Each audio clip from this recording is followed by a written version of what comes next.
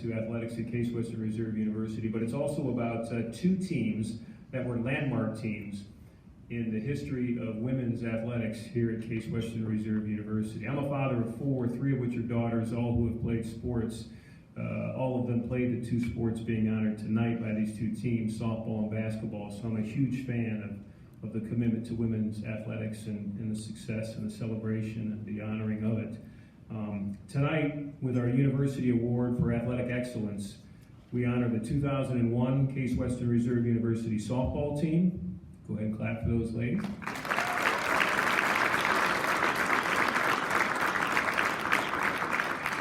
And we honor the 2001-2002 Case Western Reserve University women's basketball team.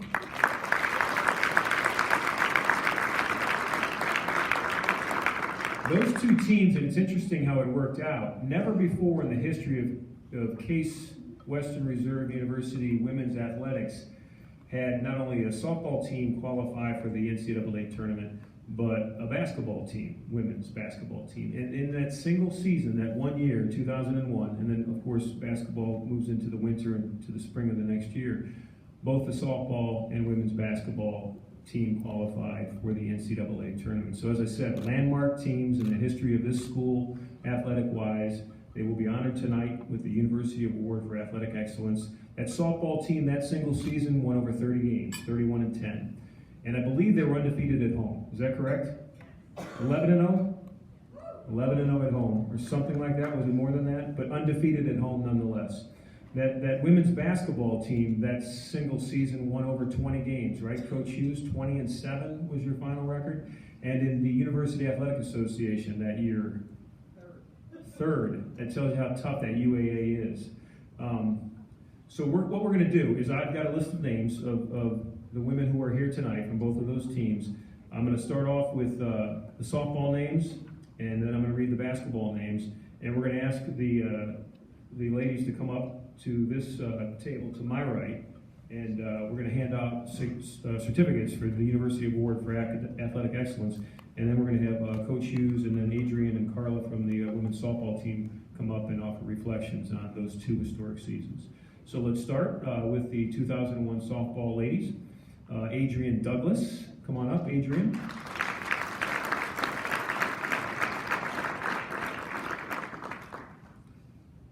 Carla Frederick.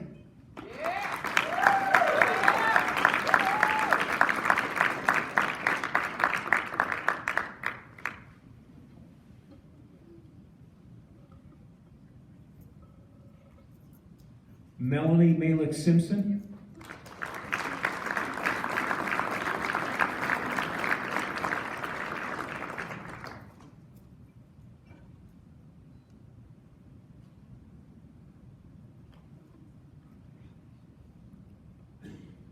Liz Matson.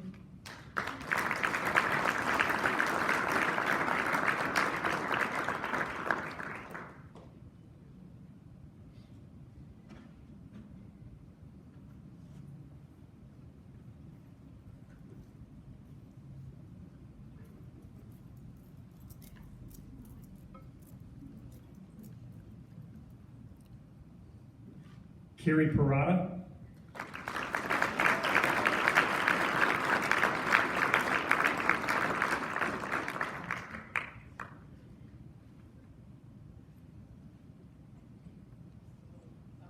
How many of you still play softball? I'll take that as a no. How many of you coach softball? How many of you have daughters who play? A couple, that's good. Jenny Robinson.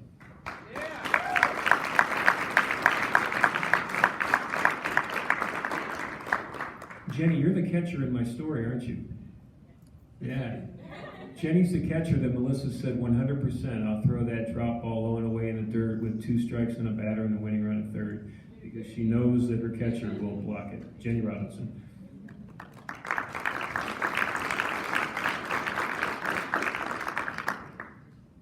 And then Melissa Scopoletti.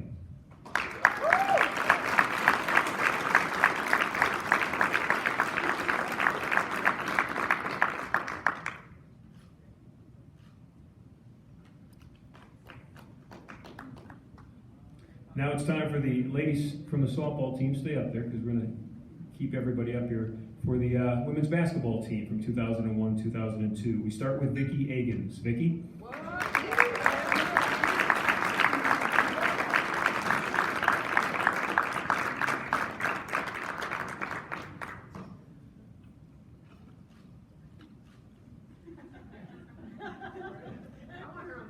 Yeah. Keisha Allen.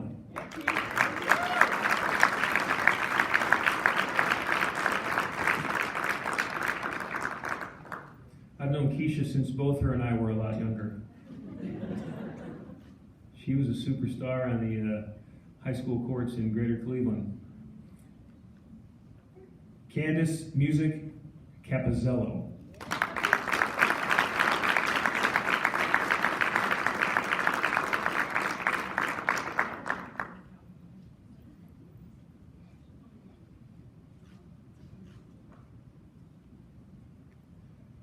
Camila Cunningham.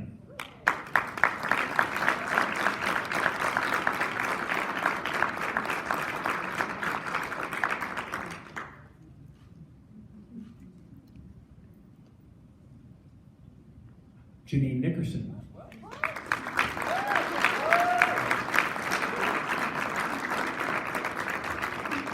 Amy, wait until Janine stands next to you. You know, not only is she, tall to begin with, but she wore like 7-inch heels tonight, which makes it, unfair. Kristen, no one of these guys were good. Coach Reimer, you need a couple of bigs like that, right? You need a couple of 6'2" that can play in heels. Right, exactly. Tracy Ressler.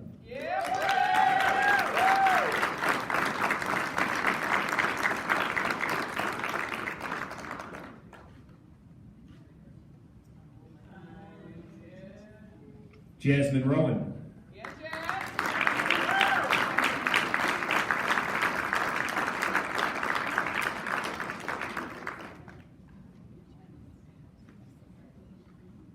Oftentimes in the current state, when I'm doing basketball games for the women, I mention Jasmine's name because, John, correct me if I'm wrong, but she's like in the top category in nearly every, top 2, right? In nearly every offensive category. Yeah.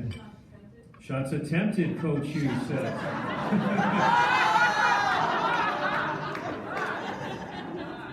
Who was it tonight that said their father told them that the only bad shot you take is the shot that's not taken?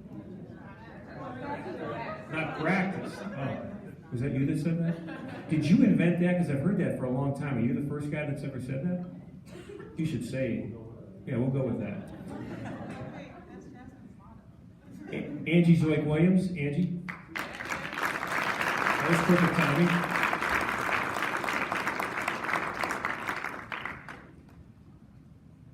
So, ladies, before we call your coach up, how many of you still play basketball? Kevin's here if you need a hip or joint replacement or knee.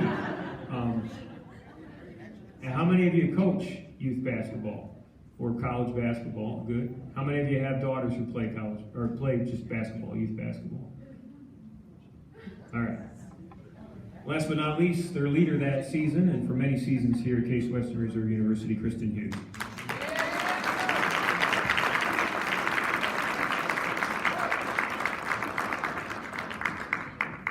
So before we call Kristen and Adrian and Carla up to speak on those two teams, those two historical seasons, how about a big round of applause for all the women that you see in front of you tonight?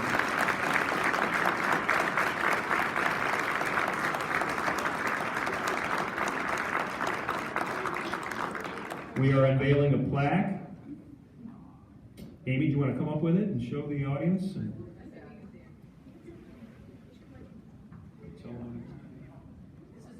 Lighter plaque. Then this bronze plaque will be on the wall in the Wyatt Athletic Wellness Center, along with the other 3 teams that have been honored so far on the wall for the University Athletic Award of Excellence. So congratulations.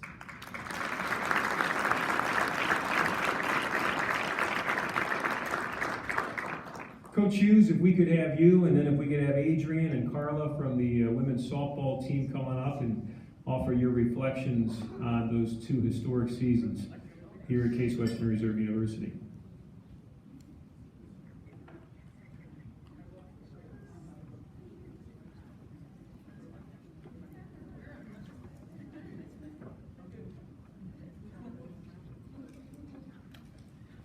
So thank you.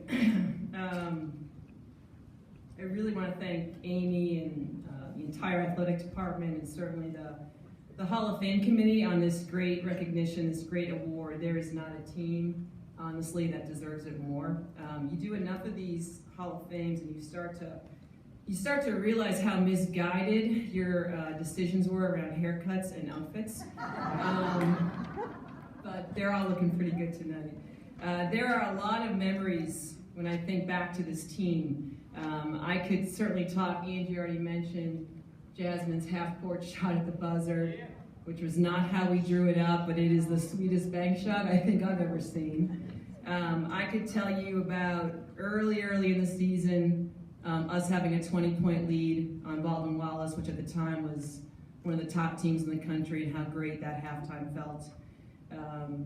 I can tell you about when we got the bid to the NCAA tournament and arriving. The NCAA sent us on about a 7.5-hour bus trip, and the first people in the lobby to greet us were the Vondracks. So it's no surprise they're here tonight. They made that place feel like a home gym a day before the game.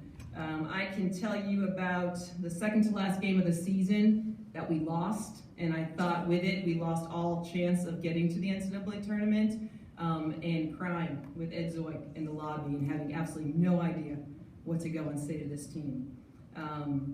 But really, what I want to talk about are two moments that I think really define this team. We had a player who's not with us tonight. She couldn't come, Terry Williams. Terry was playing her final year as a graduate student. She was a post player. And in practice, she had fallen and she broke her wrist.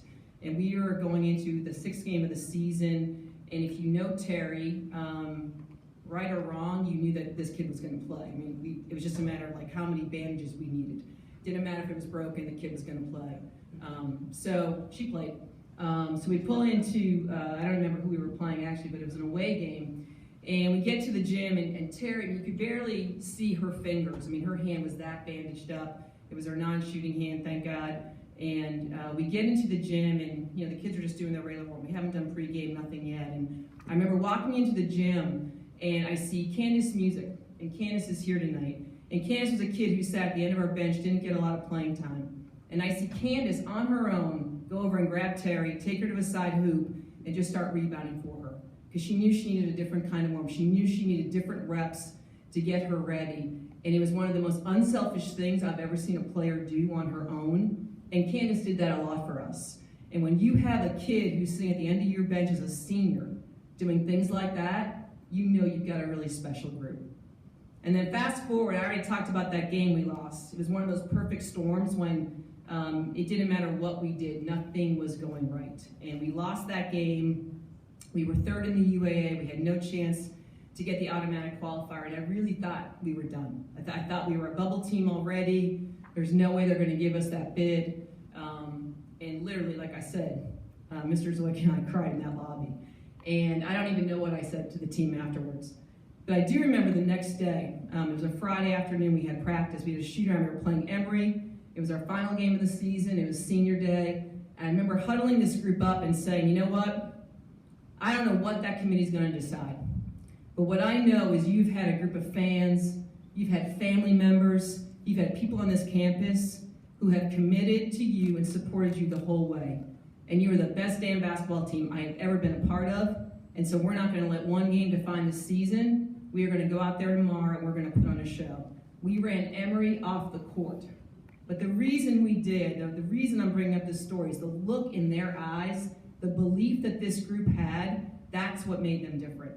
They were so unselfish. They did everything for each other, but they believed at a time that Case athletics wasn't very good. We were not competing in the UAA. UAA teams on women's basketball were having players get invited to WNBA tryouts. We were not a name that people talked about when it came to women's basketball. But that group made everybody talk. And I'm so grateful. You coaches know who are sitting out there.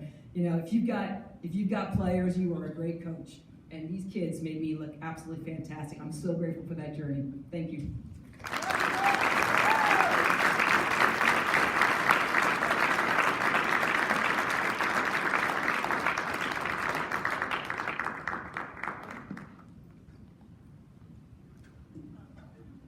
Basketball, but I gotta lower the mic down.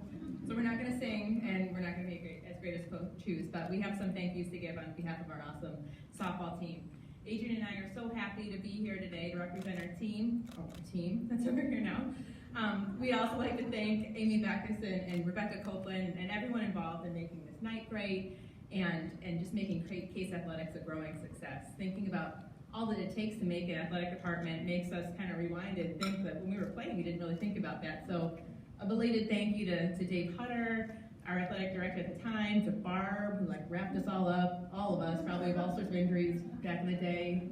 Memories of Hugh, just a nice guy around campus with a smile and something nice to say all the time. To Coach Hughes, I mean, you've had a lot of things, but you deserve plenty more. You were an amazing coach to me and great to women's athletics, and just made everything possible for us. And of course, we'd like to thank Coach Jen, who wasn't able to be here with us tonight. We wish we could have shared this with her, but nonetheless, we were grateful for the time and energy she put into devoting to us and leading us to be our best. It's been really fun over the last few weeks. I think a lot of us didn't work much. Maybe like on Thursday or Friday, there was 700 texts with pictures and memories to think about, and that's been a lot of fun reliving some of those days together. And I was at this banquet once before, and people told these funny stories. But when I thought about funny stories that we've recounted here, or in the past, they just weren't appropriate, or maybe not funny. So we're gonna just talk about them afterwards, and we'll just try to leave you with some heartfelt thoughts and things. So we also want to acknowledge our assistant coach at the time, Coach Sherry Carpenter, who always provided levity and a good game of euchre. Coach Chambers Farrell, who was actually the one who recruited both the junior and senior classes that were part of this team. So she really laid the foundation for this success, and we really appreciate her. I also want to acknowledge Coach Henry, the current softball coach, who's done an amazing job reconnecting the alumni with the current softball team. She sends out these very regular updates via email that just make you feel like you're right back there with the team, and created a mentoring program matching up alumni with current softball players, and that's been really special. We would also like to acknowledge some players that came before us and also contributed to laying the foundation. Julie Roden was one of them, as well as Michelle Scooter Wood, Sarah Langen, and Janice Poling all came before us, but definitely contributed to the success that this team had. We also just wanted to name the players who weren't able to join us tonight that were part of this wonderful team. The freshmen were Sarah Kuhn, Bonnie Maynard, Catherine Watson, Megan O'Connell. The sophomores, Marcella Smid, Jill Seaburn, Colleen Kozinski, and juniors Jessica White and Tellian J. Thomas. Then we just wanted to say a little bit about the women who were able to join us up here tonight. I wanted to tell you guys about Liz Matson, junior at the time. She was a pitcher as well, and she was incredible. She's a right-handed dominant person. She had an injury, and at some point along the way, she actually ended up having to switch and start pitching left-handed. And she pitched at the college level left-handed when she is right-hand dominant. So really an incredible player. Another player, Jenny Robinson, whoop, whoop. Stellar catcher extraordinaire, just a wonderful team member on and off the field, and had an amazing throw down to second base. Steelers beware. Where I would catch it and slap somebody in the head. Or just get them out. Mel Mel was awesome. She's our only outfielder here, but that probably would have been no problem because she was quick and she was solid and she just covered all on her own, and was just dependable as a friend and a player on and off the field. Carrie, Mel, whatever you want to call her. She was one of the ones that was crazy enough to play basketball and softball, and just a stud in both sports. And it was a blast to share the side of the infield with her as a great player and a great friend. This one, Dre, one of the ones I was fortunate to share the 4-year adventure with. She could hit I said a lot of weird words in this speech that I wouldn't have normally written out. Crap. She could hit the crap out of the ball. I wrote it down. You would have thought that would have been off the cuff, but then I said, because you must have. But what sticks out most with Adrian is she was a definition of heart. She just laid it all out there all the time. She was genuine, and she made us all do the same. And finally, Melissa, never call her Melissa, Scott. I mean, it's no surprise that she didn't highlight herself because she was always that quiet, kind, humble star. She was consistent with her effort, with her composure, with her performance, and her toughness was just a silent leading force for us, I think, that made us great. And just thinking about other things that kind of made us great, one thing that sticks out in my head is just that our team motto was bring it. I think one day Jen is hitting the ball hard at us, and I don't know, me and the girls in for like, bring it, like just do it, bring it, come on. And so anytime something tough was happening, you'd hear these little chirps of bring it, bring it, bring it, all over the place. And now 20 or just a few years later, if there's something happening in my life that's kind of tough, I think we all might have like a little bring it attitude in us. And so that's stuck, and it's been great to relive this memory, so thanks for this honor. And just a few more words. So, Raymond House, freshman year, move-in day. I see this girl, she has a softball shirt on, and I'm like, hey, do you play softball? And she's like, yep, sure do, I'm gonna play on the team. I'm like, me too. And so I couldn't have thought of a better partner to share the 4-year journey, kind of partners in crime throughout our athletic career. And it's such an honor to be standing up here with her. She was an incredible shortstop, such a great player, so scrappy, awesome, super consistent base hitter, so fast on the base paths. So just a real honor to have gotten to play with her all 4 years and to have this honor as being the seniors that led this team. As a team, we experienced a lot of success on the field, but when I think about it, it's not really the moments on the field that I remembered. It's all the things that kind of happened around that. So each January, coming back to campus for spring semester and knowing that you were facing 6 weeks of indoor practice at Veal Center, schlepping over there, often in the snow, looking forward to timed miles, suicides, pool workouts. You guys remember those? Just bonding over all those things. Bus trips with lots of laughs, lots of fun, dinners on the road. We used to always be like, hey coach, what's the limit? How much can we spend on our meal tonight? Can we get soda? What about dessert? And then another memory I have is just, we would always try to pump up the team, and one of the things that we would do is try to find as much Spartan blue paraphernalia as we could. So we were often painting our fingernails, blue lipstick, blue hair, whatever we could find. And even Coach Farrell's husband, Tim, still speaks of the time that we painted his fingernails blue on the bus on one of the trips. So we had a lot of fun. And really the 4 years of memories really culminate in the night that we learned that we got the NCAA bid. I don't know why, but the year that we learned, they were releasing the results, like, I don't even know. It was like 2 o'clock in the morning. I don't know what that was about. Different than it is now, but Carla and I made a commitment to be together and stay up all night long, and made Coach Jen promise that she would call us the minute she heard. And so sure enough, she called us and let us know we got that bid. And again, it's just one of the best memories of my whole life. We stayed up all night long, hanging out and laughing and talking. And at the break of dawn, we went around to every single person on the team's residence and chalked like NCAA, tourney bound. And that's just a really great memory from that year.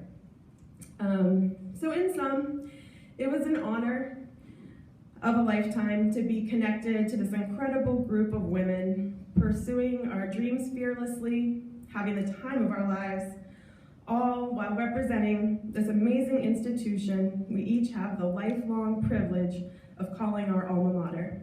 Thanks, Case Western Reserve University. Go Spartans!